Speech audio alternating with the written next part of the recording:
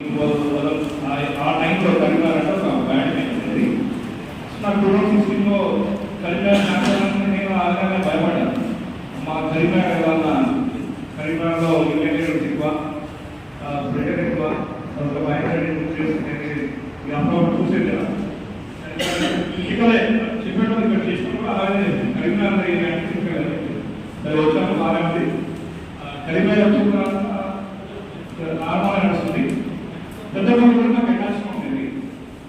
నాకు పెద్దపల్లి ఎప్పుడైతే అంటే విధులు తిరగడం ఇక్కడ మాట్లాడడం మాట్లాడుతున్నప్పుడు నాకు కరీంనగర్ కంటే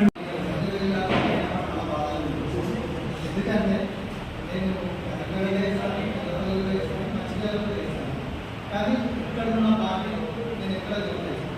ఎందుకంటే ప్రతి విషయంలో నాకు ఏంటంటే నాకు సమస్య వచ్చిందంటే ఎంప్లాయీస్కి నేను సపోర్ట్ చేస్తున్నా మీరు అనుకుంటారు, కానీ ఎంప్లాయీస్ నాకు సపోర్ట్ చేస్తున్నారా నేను ఎక్కడ అట్లా అయింది. కాబట్టి మన టీవీ ఇంత బాగా చేసుకొని ఏ ప్రాబ్లం లేకుండా ఏ రోజు కూడా ఆఫీస్ నుంచి కానీ ఇన్సార్ నుంచి కానీ మన ఎంప్లాయీస్ నుంచి కానీ ఎట్లాంటి సమస్య లేకుండా అసలు జిల్లా అనేది రన్ అవుతుందా, ఆపరేషన్స్ ఎట్లాంటి ఇబ్బందులు లేకుండా అసలు ఇక్కడ కూడా జిల్లా రన్ అవుతుందా అనే ఆలోచన నాకు కూడా వచ్చింది.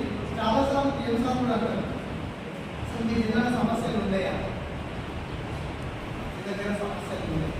సమస్య అనేది మనం సమస్యగా చూస్తే సమస్య, కానీ మనం ఒక సొల్యూషన్తో సమస్యలు ముందుకు తీసుకొస్తున్నారు. మన ఎంప్లాయీస్ కానీ నేను కానీ మనం అందరం ఒక ఆలోచనలో ఉండి సమస్యను ఏ విధంగా సాల్వ్ చేస్తాం.